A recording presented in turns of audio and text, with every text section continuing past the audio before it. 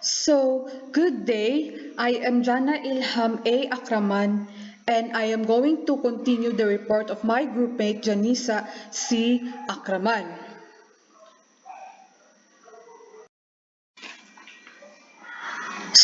In social skills training, one of the routes by which the results of social scientific research have passed into discoursal practice is through social skills training, or SST for short, which has developed out of social psychological research into social skills.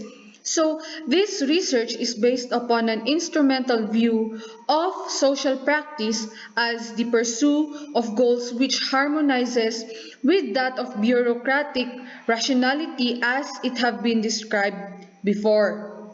Larger units of practice and discourse, such as an interview, are assumed to be composed of sequences of smaller units which are produced through the automatic application of skills which are selected on the basis of their contribution to the achievement of goals. So it is assumed that these skills can be isolated and described, and that the inadequacies in social practice can overcome by training people to draw upon these skills.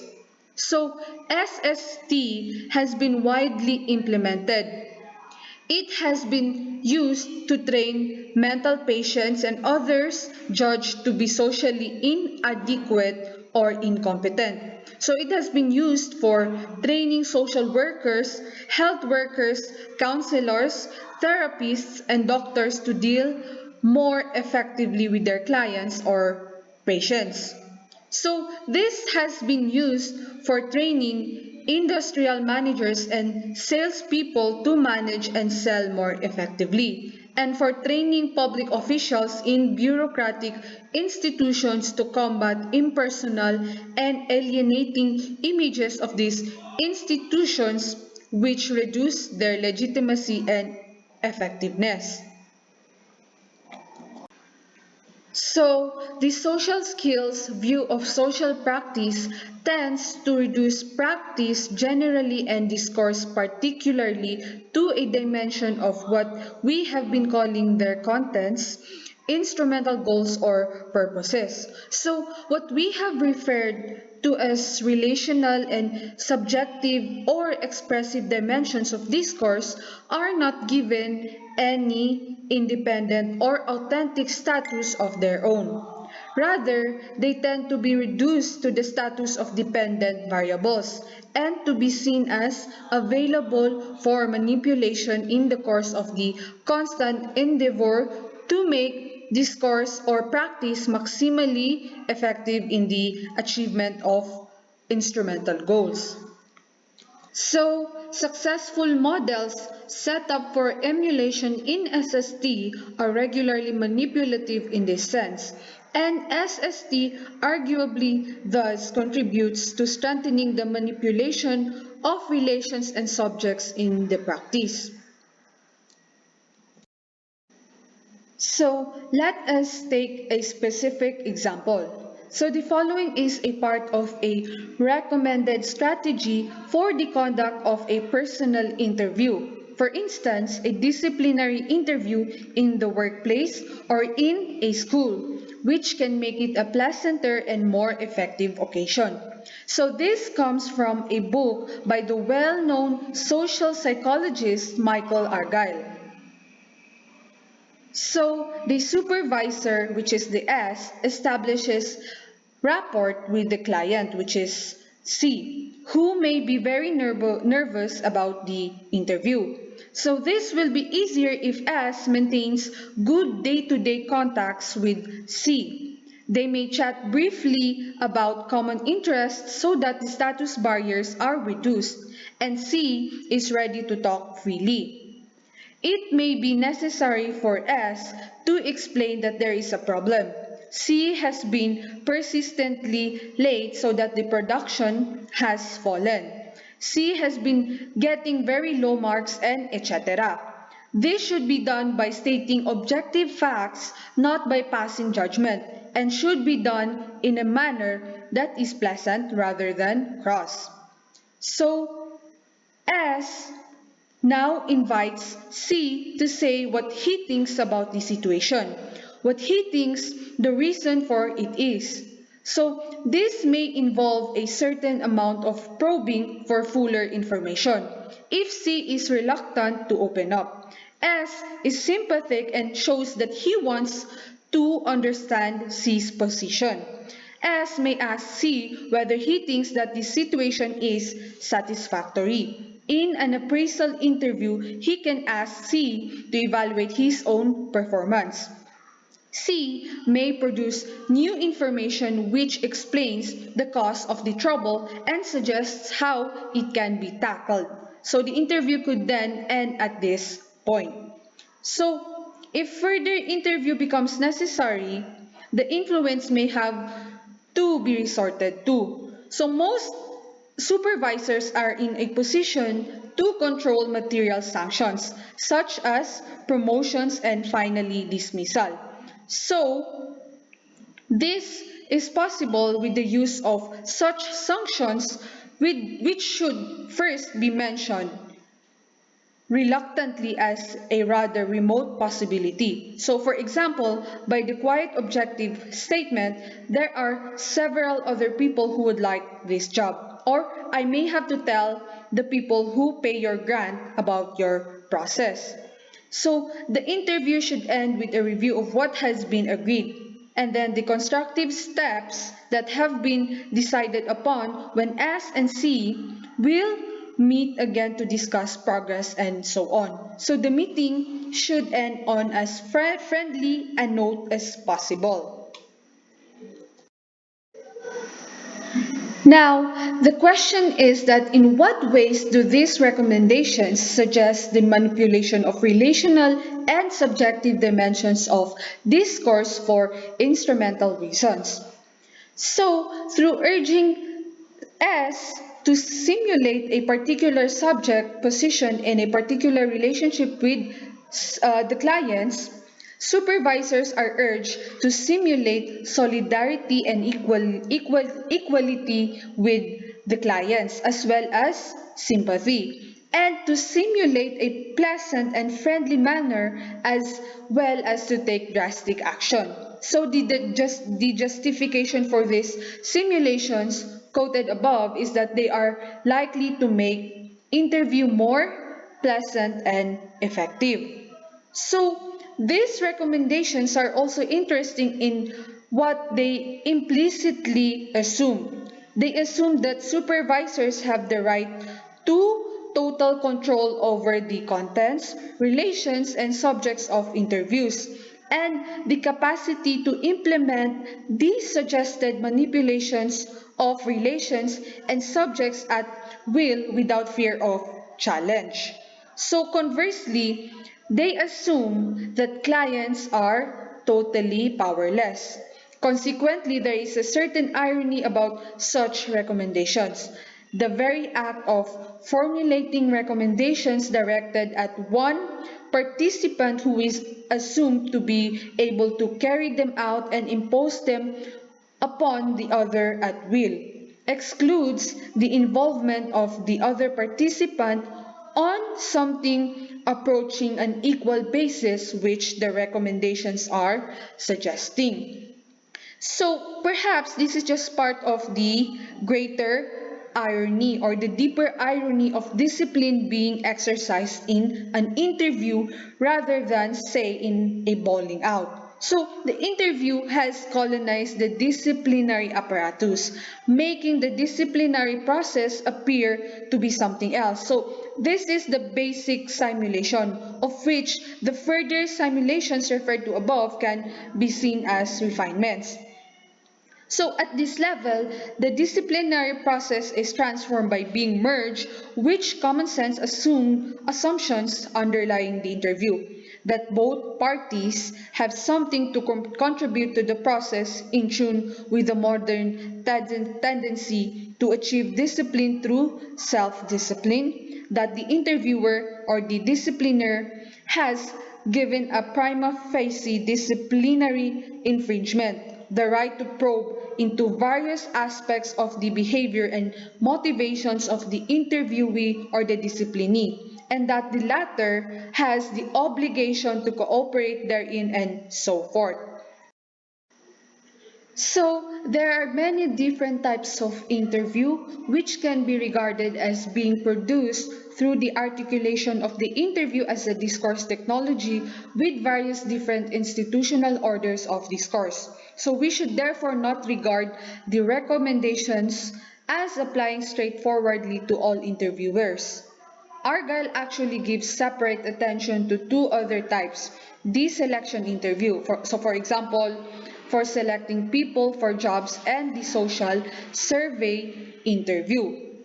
But there are common trends in the influence of social research on interviews of this and other types. For instance, Argyle mentions the establishment of rapport and the equalization of the relationship between the interviewer and the interviewee in all cases. So, this entails, as we have seen in the case of the personal interview, the manipulation of relational and subjective aspects of discourse through simulation. So, these properties of interviews are akin to what we have been referring to as synthetic personalization in the earlier chapters.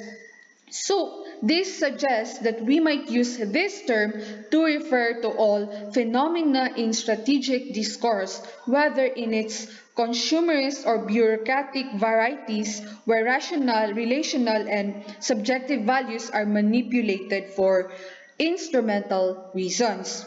So, this may be a matter of constructing fictitious individual persons, for instance, as the addresser and addressee in an advertisement, or of manipulating the subject positions of or daily relationships between actual individual persons as in interviews. So, synthetic personalization is a major strand in the systematic restructuring of the societal order of discourse, and in it is actually concerned in this chapter. So, in addition to SST for interviewers, SST for interviewees is increasingly common. For instance, a pamphlet recently issued by the Department of Employment offers help with job getting skills to unemployed people. So, there seems to be a widespread delusion, or in some cases, an attempt to delude that if more people were trained in getting jobs, there would be more jobs, or to put it differently, that people's failure to get jobs is due to their own inadequacies, including, for instance, their inability to interview well, rather than those of the social system. But however, training of this sort may constitute to what is referred in the final chapter as empowerment, which is the developing people's capacity to explore the full range of what is possible within the given order of discourse without actually changing it. So there is a great deal to be said for empowerment, as argued in the next chapter. So it is a means of giving confidence and a sense of their own potential to dominated social groupings. So, in public information and official forms, the transmission of information to the public by bureaucratic organizations and the solicitation of information from members of the public through official forms are discourse technologies, which are often paired together in welfare contexts. So, bureaucracies produce information leaflets which describe the various available welfare benefits and identify those who qualify for them, and these leaflets may incorporate or be distributed alongside forms which those so identified are required to complete in order to apply for benefits. So, these two technologies, as well as the interview, exemplify the striking increase which has taken place in the communicative demands which the society makes of the mass of its dominated members. So, the properties of such leaflets and official forms have been the basis for permanent and pervasive controversy during the welfare state era as part of a sort of guerrilla warfare waged publicly but also privately in the conversational encounters of everyday life against bureaucracy.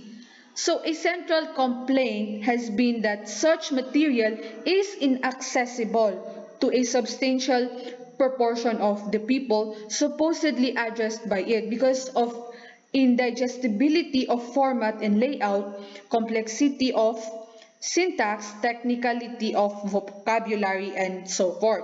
So, this complaint has been linked to the low level of uptake of benefits, in which many people who qualify do not actually apply.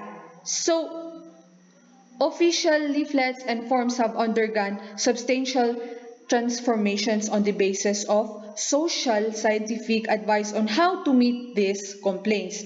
Text 8.3 and 8.4, which I will show in the following slides, are recent examples which illustrate rather well the effort which has gone into making such documents accessible. So, as you can see in text 8.3, which is from the Department of Health and Social Security, and then the text 8.4, which is also from the Department of Health and Social Security. So now, what bureaucratic objectives or purposes do the texts serve, and how are these reflected in textual features? So the main bureaucratic objective in the case of the leaflet would seem to be the recruitment of qualified applicants for FIS. Most of the many conditional clauses in the text are there to specify the precise section of the population which qualifies. Example, if you work and have children, you should have know or you should have more or known about such family income supplement. So the main objective in the case of the form is presumably to elicit accurately and in an easily processable form from the information necessary to assess application for FIS. So this is reflected in various ways in the easification of the text, which is relatively simple sentences, non-technical vocabulary, and many properties of layout,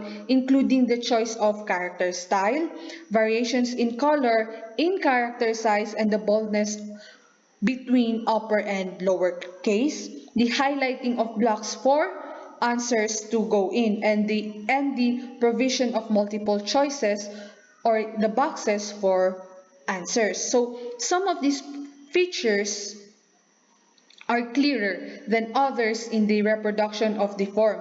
So the leaflet is also characterized by easification, presumably to ensure maximally effective recruitment of applicants. So again, this is reflected in sentence grammar, vocabulary, and various aspects of layout. So, isification is a manipulation of aspects of the contents of the text, but in this, as in many other cases of isification in bureaucratic discourse, it is accompanied by manipulation of relations and of subjects by synthetic personalization.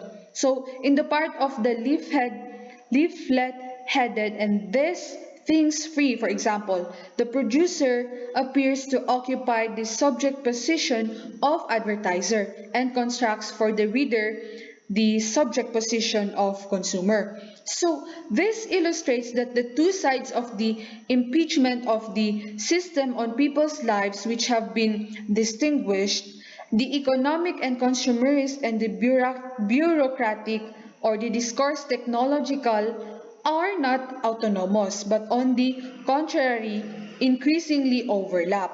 So in particular, the powerful consumer subject position constructed in advertising can be made use of for bureaucratic purposes.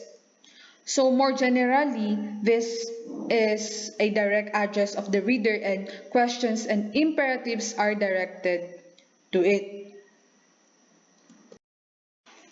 So, in the discourse of therapy, it is suggested that at the beginning of the chapter, under the impact of impeachment of the economy and the state on ever more aspects of life, a great many people experience problems and crises of identity, which they perceive as their individual personal problems and for which they seek help from one source or another. So there is a whole range of helping organizations which people turn to, ranging from professional psychiatry to voluntary organizations such as the Samaritans. So, these organizations have generated a considerable variety of therapies and counseling techniques. The first point to make about them is that they are further examples of discourse technologies. So, they share with other discourse technology the property of being applied forms of social scientific knowledge.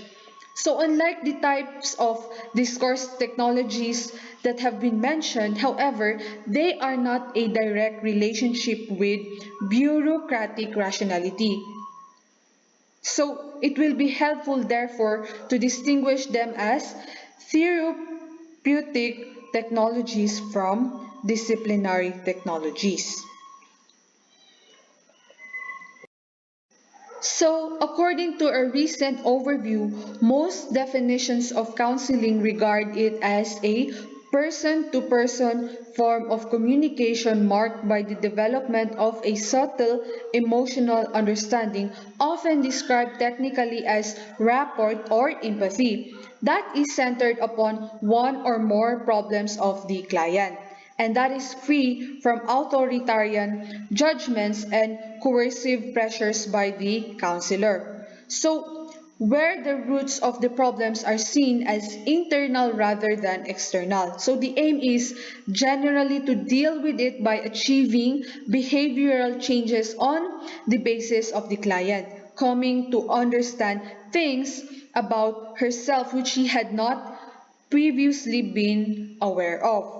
So, the helping skills of the counselor which facilitate this process are the object of self-conscious reflection and control. One standing issue is the extent to which the counselor's responses to the client ought to go beyond paraphrasing reformulation. So, the prominent psychotherapist Carl Rogers describes the role of therapists in this way. He does not merely repeat his client's words, concepts, or feelings. Rather, he seeks for the meaning implicit in the present inner experience toward which the client's words or concepts point. So, if the counselor is offering such interpretations to the client, however, the line helping the client to formulate her own meanings and leading the client to accept the therapist must be somewhat blurred. So, therapy and counseling offer help to individuals suffering from socially generated ills. So, the tendencies in society and in discourse, which have been discussed in this chapter, by no means account for everything that is going on socially and discursally in contemporary capitalism. So, the tendencies which are, in a sense, contrary to what has been discussed, is that they are indicative of increased fragmentation rather than increased integration. So, this has been referred to one way in which people have reacted to the increasing impeachment of the economy and state upon their lives through seeking individual solutions to their disorientation, loss of identity, and so forth in the various forms of therapy, counseling, and helping services. But people have also, to varying degrees, reacted collectively through forms of struggle. So that would be all for my report, and thank you for listening.